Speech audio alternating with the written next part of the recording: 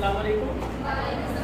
This is lecture number 4 on carbohydrates, chapter number 2 biological molecules. आज जो topic हम पढ़ेंगे वो बेसिकली एनुअल एग्जाम में कम एमडीआर का सेशन ज़्यादा रहता है। आप लोग ऐसा करिए, पेज नंबर 22 ओपन करिए और पेज नंबर 22 ओपन जब आप करेंगे तो आपको नजर आएगा वहाँ पर दो स्ट्रक्चर्स जो लास्ट में मैंने पढ़ाए थे आपको कि बनते कैसे हैं। ग्लूकोपायराडोज वहाँ पे आपको नजर आ रहा होगा, ये डी ग्लूकोज नजर आ रहा होगा और वहाँ पर आपको फ्रक्टोज का या फिर राइबोज शुगर का भी स्ट्रक्चर जो है वो नजर आ रहा होगा। नजर आ रहे हैं बेटा? अब यहाँ पर आपको जो बुनियादी आज का मकसद है जिस चीज़ को समझाना वो ये है कि बेटा जो डी यहाँ पे लफ्ज़ इस्तेमाल किया गया है डी ग्लूकोज, इस डी ग्लूकोज का मतलब क्या होता है, इस चीज़ को समझाना जो है वो मेन हमारा आज का पॉइंट है। ठीक है, और अगर हम इसको एक टॉपिक की रूह से एक टॉपिक का नाम दें तो टॉपिक बनेगा बेटा आइसोमर ऑफ ग्लूकोज या फिर आइसोमर्स ऑफ मोनोसैकराइड्स। मोनोसैकराइड्स के आइसोमर की बात करेंगे या ग्लूकोज के आइसोमर्स की बात करने वाले हम लोग, सिर्फ इतनी सी चीज को समझने के लिए, देखने के लिए कि ये असल में होते क्या है। अब हमारा जो मेन या बुनियादी टॉपिक का नेम है उसको जरा लिख लेते हैं यहाँ पे। That's name is isomerism. बेटा सबसे पहले आपको समझना पड़ेगा कि आइसोमेरिज्म कहते हैं किसको। What is isomerism? आप लोगों ने ऑलरेडी पढ़ा हुआ है। हाँ, क्या कहते हैं जल्दी से बोलो। Same molecular formula but structural formula क्या होता है डिफरेंट, तो उनको हम क्या कहते हैं कि एक दूसरे के क्या होते हैं isomers. These are the isomers of the each other. अब जैसा कि आपको यहाँ पता चल गया है कि मोनोसैकराइड में सबसे ज्यादा जो आप बात करेंगे वो आप हेक्सोज शुगर के बारे में बात करेंगे। अच्छा, यहाँ पर अगर मैं आपको ये कहूँ एक एमसीक्यू उसमें लिख के देता हूँ, आप लोग मुझे आंसर करने वाले हैं। एमसीक्यू मेरे पास ये है कि मेरे यहाँ पर लिखा है ग्लूकोज। देखिए ग्लूकोज का मैंने मॉलिक्यूलर फार्मूला लिख दिया C6H12O6 में आपको कहता हूँ कि which one is the most suitable word that is used for the glucose. Option A is a ribose sugar। Option B है मेरे पास एल्डोज शुगर, इसको मैं एल्डोज शुगर का नाम दूंगा, एल्डोज शुगर। और तीसरे बेटा मैं लिख रहा हूँ यहाँ पर हेक्सोज शुगर। और चौथा मैं डी ऑप्शन लिख रहा हूँ बेटा एल्डो हेक्सोज शुगर। और ऑप्शन ई बेटा मैं लिख रहा हूँ all of these except A। अब मैंने आपसे पूछा क्या है, मैंने आपसे ये कहा कि यहाँ पर आपके पास फार्मूला जो है वो आप ग्लूकोज का दिखाई दे रहा है। तो इस ग्लूकोज के फार्मूला के लिए अगर मैं आपको ये कहूँ मेरे पास ये ऑप्शन है, इन तमाम ऑप्शन में से एप्रोप्रिएट जो है वो टर्मिनोलॉजी आप मुझे चूज करके दें तो वो कौन सी टर्मिनोलॉजी जो है वो आप चूज करेंगे, कौन सा ऑप्शन आपको लगता है कि इस स्टेटमेंट में सबसे बेहतर रहने वाला है। होप सो स्टेटमेंट समझ आ गया सबको। 5 सेकंड से आपके पास दोबारा से एक बार स्टेटमेंट सुनो। यहाँ पर ग्लूकोज का मॉलिक्यूलर फार्मूला लिखा गया है, आपसे पूछा ये जा रहा है कि नीचे ऑप्शन है, इन ऑप्शन में से कौन सा ऑप्शन ज्यादा बेहतर है जो ज्यादा बेहतर तरीके से ग्लूकोज के फार्मूला को एक्सप्लेन कर सकता है। जल्दी से बताना कौन सा बेहतर है। राइट साइड से all of these except A. Next कौन सा sugar? Aldose sugar B option, hexose sugar D option, all of these aldose sugar A option, all of these except A, all of these back side अतिया C option, back side D C. अब यहाँ पे देखिए आप सब में से mostly student का जो आंसर है वो क्या है, गलत है। राइट, अब में से मोस्टली स्टूडेंट्स का आंसर क्या है, गलत। इसको समझ लेते हैं। यहाँ पर मोस्टली बच्चों ने बोला सर यहाँ पर जाएगा आई थिंक सो डी बोला था। हाँ डी ठीक है ऑप्शन। जरा समझा देते हैं क्यों, क्योंकि कुछ जा रहे थे ए की तरफ, कुछ जा रहे हैं बी की जाने, सी की जाने, तीनों की तरफ जा रहे हैं। अब यहाँ पर एक चीज़ मैं आपको बता दूँ कि बेटा सिर्फ यहाँ पर सारे ऑप्शन ठीक है, एक ऑप्शन मैंने गलत रखा है और वो गलत ऑप्शन कौन सा था, राइबोज शुगर वाला। ये गलत ऑप्शन है, बाकी सारे ऑप्शन इसके बारे में ठीक है। लेकिन मैंने लफ्ज़ की पे यूज़ किया था एप्रोप्रिएट का मतलब सबसे बेहतर की तरफ जाना है आपने, इनमें से गलत कोई भी नहीं है। बेटा आप गौर से सुनिए, अगर मैं यहाँ पे लिखता हूँ एल्डोज शुगर से एक बात तो क्लियर है कि बेटा एल्डोज का मतलब कि इसमें फंक्शनल ग्रुप कौन सा आ जाएगा, एल्डिहाइड। लेकिन बेटा अगली चीज़ जो है वो ये है कि यहाँ पे देखिए शुगर की बात बता रही है। अब बेटा उसने ये नहीं बताया कि शुगर में कितने कार्बन होंगे, उसने सिर्फ ये कहा कि जो शुगर होगी उसमें फंक्शनल एसिटिक हाइड आ जाएगा। इसी तरह से आप देखो इसमें वो कह रहा है हेक्सोज शुगर, हेक्सोज शुगर का मतलब इसमें कितने कार्बन होंगे 6, लेकिन उसने यहाँ पर ये नहीं बता रहा कि इसमें फंक्शनल ग्रुप कौन सा आएगा। आया इसके अंदर फंक्शनल ग्रुप एल्डी हाइड आ जाएगा, या फिर इसके अंदर जो फंक्शनल ग्रुप है कौन सा आएगा कीटोन। तो इसी वजह से बेटा ये दोनों मैंने चूज नहीं किए, आप लोग जो चूज किया कुछ बच्चों ने वो एल्डो हेक्सोज था कि बेटा ये दोनों इन्फॉर्मेशन दे रहे हैं। या आपको इन्फॉर्मेशन देगा कि इसके अंदर फंक्शनल ग्रुप कौन सा आएगा एल्डिहाइड, इसके अंदर कार्बन कितने आएंगे 6, लेकिन इसके अंदर 6 कार्बन है, फंक्शनल ग्रुप एल्डिहाइड है, इसी के बेस पर आप इसको नाम देंगे एल्डो हेक्सोज का नाम दे देंगे, ये एप्रोप्रिएट है। लेकिन अगर मैं स्टेटमेंट चेंज कर देता, मैं कहता कि इनमें से ग्लूकोज के बारे में कौन सा सही है, फिर कौन सा ऑप्शन सही होता, फिर आप चूज करते ऑल ऑफ दीस एक्सेप्ट ए, क्योंकि ये सारे ठीक थे, सिर्फ पहला जो था वो गलत था, फिर उसको छोड़ के बाकी सारे चूज कर लेता। इसे क्लियर, तो इस तरह से आप लोग ऊपर चूज कर लेते। Back to the topic. अब क्योंकि हमने यहाँ पर आइसोमर जो देखने हैं या आइसोमराइजेशन देखनी है वो मोनोसैकराइड की देखते हैं, और मोनोसैकराइड में स्पेशली हमें किसकी देखनी है ग्लूकोज की, इसलिए मोनोसैकराइड के बिल्कुल नीचे में यहाँ पर बच्चे आप यहाँ पर ग्लूकोज लिख के दे देता हूँ। अब जरा अपना प्रीवियस लेक्चर रिवाइज करेंगे, अपने माइंड में रिकॉल करिए और फिर मैं आपको समझाता हूँ। देखिए बेटा आपको यहाँ पर जो समझना है आइसोमराइजेशन के अंदर वो आपको ग्लूकोज के समझने का स्टीरियो आइसोमर्स, स्टीरियो आइसोमर्स या फिर स्टीरियो आइसोमराइजेशन इसको कहते हैं, stereo isomerization. So let's talk about this. ये किस चीज़ का नेम है और क्या ये कोई मुश्किल टर्मिनोलॉजी, दिखने वाली मुश्किल टर्मिनोलॉजी बहुत ही मुश्किल है कि आसान है। देखिए जरा बेटा ग्लूकोज का यहाँ पर मैं स्ट्रक्चर फार्मूला बनाता हूँ, कितने कार्बन लगाऊंगा 6, और पोजीशन कहाँ पर चेंज करेंगे थर्ड के ऊपर, राइट साइड के ऊपर बेटा कौन सा होगा हाइड्रोक्सिल ग्रुप के हाइड्रोजन ग्रुप हाइड्रोक्सिल, याद रखिएगा अगर हाइड्रोक्सिल और हाइड्रोजन की लोकेशन और पोजीशन चेंज हो गई तो वो ग्लूकोज नहीं रहने वाला। तो ये बहुत कंपल्सरी है बेटा कि इसकी राइट साइड के ऊपर हमेशा क्या रहे आपके पास OH ग्रुप रहना चाहिए अगर आपको ग्लूकोज का पढ़ना है, ठीक है। और थर्ड कार्बन के ऊपर पोजीशन चेंज हो जाएगा, बाकी स्ट्रक्चर सेम रहेगा। क्योंकि बेटा ये कि एल्डो शुगर है तो फंक्शनल ग्रुप कौन सा आएगा एल्डिहाइड, एल्डिहाइड C का कार्बन नंबर किसका होता है ऑक्सीजन, और एक साइड पे क्या लगता है बेटा हाइड्रोजन। अब ये आपके पास आ गया किसका स्ट्रक्चर ग्लूकोज का। अब जरा मैं इसकी कार्बन की नंबरिंग कर लेता हूँ। बेटा स्टीरियो आइसोमर कहते हैं किसमें, स्टीरियो आइसोमर में हम लोग कहते हैं कि देखो आइसोमर लफ्ज़ यहाँ पर आ गया, इसका मतलब एक बात तो क्लियर है यहाँ पर कि इनका स्ट्रक्चरल फार्मूला क्या रहने वाले हैं डिफरेंट, और मॉलिक्यूलर फार्मूला सेम रहने वाला है। लेकिन वो मॉलिक्यूलर फार्मूला या स्ट्रक्चरल फार्मूला में जो डिफरेंस आएगा बेटा वो एसिमेट्रिकल कार्बन की बेस के ऊपर आ जाएगा,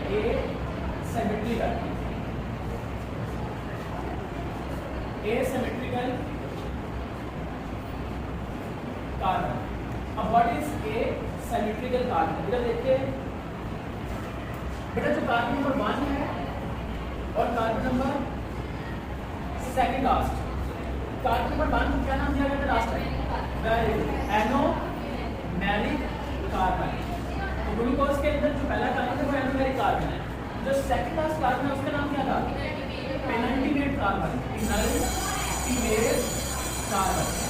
अब बेटा हमने यहाँ पर जो बात की है वो किसकी बात की है एसिमेट्रिकल कार्बन। अब एसिमेट्रिकल कार्बन कौन सा होता है, एक ऐसा कार्बन जिसकी चारों तरफ 4 डिफरेंट ग्रुप्स अटैच होंगे, उस कार्बन को आप नाम देंगे एसिमेट्रिकल कार्बन। बेटा हम आहिस्ता आहिस्ता इसी की तरफ आएंगे डी वाले पॉइंट की तरफ, लेकिन स्टेप बाय स्टेप वो सुनिए क्या कह रहा हूँ मैंने कहा कि एक ऐसा कार्बन जिसके चारों तरफ 4 डिफरेंट ग्रुप्स हैं। अब हम इसमें से आइडेंटिफाई करते हैं कि इनमें से एसिमेट्रिकल कार्बन कौन सा। देखिए क्या कार्बन नंबर 1 एसिमेट्रिकल कार्बन है, देख लेते हैं।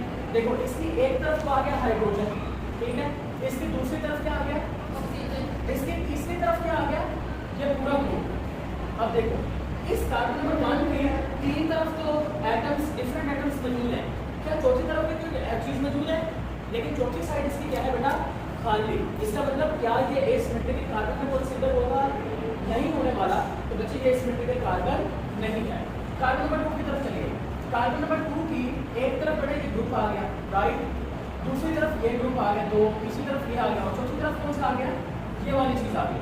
क्या कार्बन नंबर 2 में चारों तरफ से 4 डिफरेंट आपको स्ट्रक्चर से नजर आ रहे हैं, मॉलिक्यूल नजर आ रहे हैं ना, तो इसका मतलब ये हुआ कार्बन 2 जो होगा बेटा ना मैं स्टार बना लेता हूँ, आपने समझ आना कि कौन सी कार्बन आ गई पहला asymmetrical carbon, asymmetrical carbon. Carbon number 3 को देख के बताइए क्या ये एसिमेट्रिकल कार्बन है, कार्बन नंबर 3 वेरी इजी। आपने कहना है इसकी एक तरफ हाइड्रोजन, दूसरी तरफ हाइड्रो ऑक्साइड। अब तीसरी तरफ देखिए ग्रुप आ गया, और चौथी तरफ ग्रुप कौन सा आ गया? और क्या ये कार्बन नंबर 3 एसिमेट्रिकल है? ओके, कार्बन नंबर 4 हरियम, carbon number 5, carbon number 6, carbon number 6। तो पीछे बोल रहे नहीं है, आप लोग कह रहे हैं कैसे? वेरी गुड, एक्सीलेंट, आप लोगों ने बहुत अच्छा पकड़ा। तो बच्चे यहीं पे गलती कर देते हैं, जहाँ पर 2 बार क्या चीज रिपीट हो रही है? हाइड्रोजन। हमने अभी पढ़ा कि एसिमेट्रिकल के लिए बहुत शर्त जरूरी है कि चारों तरफ से जो मॉलिक्यूल्स अटैच होंगे बेटा वो क्या होना चाहिए, जो फंक्शनल ग्रुप्स होंगे वो क्या होना चाहिए? डिफरेंट होना चाहिए, तो ही हम उसको बेटा एसिमेट्रिकल कार्बन में कंसीडर करेंगे, वरना हम उसको कंसीडर नहीं कर सकते। तो बेटा ग्लूकोज के टोटल कितने बन गए? 2, 3, 4 और 5। ये 4 जो आपको नजर आ रहे हैं ये बेटा क्या है आपके पास? Asymmetrical carbon. अब ग्लूकोज के अगर आपको स्टीरोआइसोमर निकालने हैं, ग्लूकोज के अगर आपको स्टीरोआइसोमर निकालने हैं तो फिर आपको क्या करना पड़ेगा? आपको एक फार्मूला इस्तेमाल करना पड़ेगा, और वो फार्मूला है n raise power 2 raise power n। ये फार्मूला, इस फार्मूला से आप निकालेंगे। अब n किस चीज का नंबर है? n is the number of A symmetrical carbon. It is the number of A symmetrical, जो एसिमेट्रिकल कार्बन है उसके नंबर को आप मेंशन करते हैं। बेटा ग्लूकोज के केस में कितने एसिमेट्रिकल कार्बन हैं? 4, 2 की पावर 4 है तो कितने के इक्वल आएगा? 16। इसका मतलब ये हुआ कि आपके पास जो स्टीरोआइसोमर्स बनेंगे ग्लूकोज के बच्चे कितने बन जाएंगे? 16 बनेंगे। इसका मतलब ये हुआ, अगर मैं आपसे ये लिख के देता हूँ C6H12O6, तो क्या आप ये कह सकते हैं ग्लूकोज है? बेटा टेक्निकली तौर पर ये एक एल्डोहेक्सोज शुगर है, ये ग्लूकोज नहीं है, याद रखिएगा। क्योंकि अब ये मॉलिक्यूलर फार्मूला तो सेम है, लेकिन जब हमने इसी का स्ट्रक्चरल फार्मूला देखा तो उसमें डिफरेंस की बेस के ऊपर कितने और मॉलिक्यूल बन रहे हैं? 15, 16 नहीं बन रहे। 16 तो ग्लूकोज है, ग्लूकोज के अलावा कितने बन रहे हैं? 15। बस इतनी चीज आप याद रखिए, याद रखिए कि समझ में आई।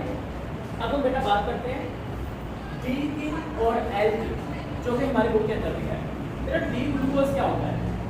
डी का मतलब होता है dextro, D means that dextro, और एल स्टैंड्स फॉर लेवो, लेवो, एल स्टैंड्स फॉर लेवो।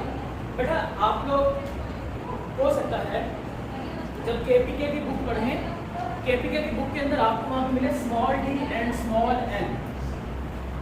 क्या स्मॉल डी और स्मॉल एल जो है वो सेम होता है कैपिटल डी की जाने? नहीं बेटा, स्मॉल डी जो होता है ये स्टैंड होता है डेक्स्ट्रो रोटेटरी, डेक्स्ट्रो रोटेटरी के लिए होता है, और जो स्मॉल एल होता है ये लेवो रोटेटरी के लिए है, लेवो रोटेटरी के लिए। लेकिन ये दोनों टर्मिनोलॉजी एक दूसरे से डिफरेंट है, और ये डी वाली और एल वाली भी डिफरेंट है।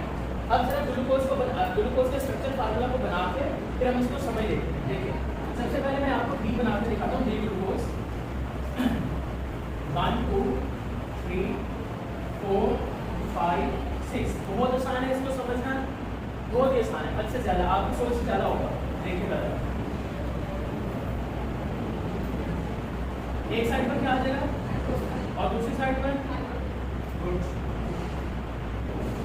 Position change of carbon number, और बेटा एक तो आपके पास ये ग्लूकोज आ गया, इस ग्लूकोज को आप नाम देंगे डी ग्लूकोज। किस बेस पर नाम देंगे उसके लिए आपको सिर्फ 30 सेकंड वेट करना पड़ेगा। मैं एक और फार्मूला इसका बना 3, 4, 5 एंड 6, सारी चीजें मैं सेम रखूंगा। OH, OH, OH। आप लोग फाइंड आउट करके मैंने एक चीज डिफरेंट करनी है इसका ध्यान रखो, आप उस चीज को फाइंड आउट करें। नोट एक बच्ची बोली है position of atoms on carbon number 5 not a 4। देखो कौन से 1, 2, 3, 4, 5 एंड 6, 5 एंड 6, 4 एंड 3, 1 एंड 2। अब यहाँ पे बोल देखिए द टोटल डिफरेंस जो हमने यहाँ पे देखा है वो किस कार्बन में देखा है? 5 के बस ये आपको याद है। देखिए अगर मेरा डी ग्लूकोज और एल ग्लूकोज जो होते हैं ये एक दूसरे के कौन से इमेजेस होंगे? Mirror images. कौन से इमेजेस हैं? मिरर। कभी आप लोग मिरर में उनको देखिएगा, आप जैसे ही देखेंगे आपका राइट हैंड सामने कौन सा बन जाएगा, लेफ्ट बन जाएगा। समझ में आ गई बात, ये मिरर इमेजेस है। अब यहाँ पे गौर से देखिए, क्या ये आपको मिरर इमेज में नजर आ रहा है, देखिए गौर से। अच्छा एक और चीज देखिए गौर से, इस कार्बन नंबर 5 पर दो नाम दिए गए हैं। पहला नाम गुड पेनल्टीमेट कार्बन, क्योंकि हमने कहा था कि पेनल्टीमेट कार्बन कौन सी होती है, second last carbon. Second last carbon जिसको पेनल्टीमेट कार्बन कहेंगे या फिर लास्ट एसिमेट्रिकल कार्बन कह सकता हूँ। और से देखिए एसिमेट्रिकल कितने थे, 2 3 4 5। अब लास्ट जो सिमेट्रिकल है बेटा वो कौन सा है, 5। इस बच्चे को मिलाओ जरा, इधर फोकस रखो बेटा। लास्ट या तो आप इसको कहिए कि ये पेनल्टीमेट कार्बन है या फिर एसिमेट्रिकल कार्बन में कौन सा कार्बन, आखिरी कार्बन। अगर उस आखिरी कार्बन की राइट साइड के ऊपर आपको OH ग्रुप देखने को मिल गया, आप कहेंगे कि this one is known as a D glucose. और अगर बेटा आपको लेफ्ट साइड में देखने को मिल गया तो आप उसको क्या नाम देंगे, एल ग्लूकोज का नाम देंगे। अच्छा क्या ये पेपर के अंदर हमसे 16 के 16 स्ट्रक्चर्स को पूछेंगे, नहीं पूछेंगे। इनफैक्ट वो सिर्फ इतनी सी चीज हमसे पूछेंगे, वो एक स्ट्रक्चर बना के दे देंगे। वो आपको कहेंगे कि आप सिर्फ आइडेंटिफाई करके दो क्या ये डी ग्लूकोज है या एल ग्लूकोज है। आपने उसको देखना ही नहीं है कि वो है क्या चीज, आपने नहीं देखना कि वो ग्लूकोज है, आपने नहीं देखना कि वो एलोज है, एल्ड्रोज है, मानोज है, क्या है, नहीं। आप सिंपली तौर पर आप सिर्फ एक चीज का फोकस रखेंगे, वो है कार्बन नंबर 5। अगर कार्बन 5 की राइट साइड के ऊपर आपको OH नजर आ गया, आपने चुपचाप कहना कि ये D है, और अगर वो लेफ्ट साइड पर हुआ तो आप कहेंगे ये क्या है, L है। इतना सा काम है जो आपको आइडेंटिफाई करने का मिलेगा। और यही वो चीज़ है जो आप बुक के अंदर बेटा वो लिखी गई है स्ट्रक्चरल फार्मूला के बेस के ऊपर। और जैसा कि मैंने आपको कहा था कि जब वो आपके पास रिंग सोल्यूशन बनेगा तो रिंग सोल्यूशन में मैंने 2 प्रोजेक्शंस भी आपको बताए थे, कौन से, फिशर प्रोजेक्शन और हॉवर्स प्रोजेक्शन। तो बेटा ये असल में फिशर प्रोजेक्शन है, और जो बुक के अंदर रिंग बना के लिखा गया है वो कौन सा प्रोजेक्शन है, हॉवर प्रोजेक्शन है। वो पानी के अंदर है और वो इसी का ही बनेगा, इसी क्लियर। तो वो चीज़ आपने याद रखनी है बेटा। उसको डी ग्लूकोज क्यों कहा जा रहा है, क्योंकि वहाँ पर जो स्ट्रक्चर बना हुआ है रिंग वाला वो इसका बना हुआ है, इसी के बेस के ऊपर उसको डी ग्लूकोज का नाम दिया।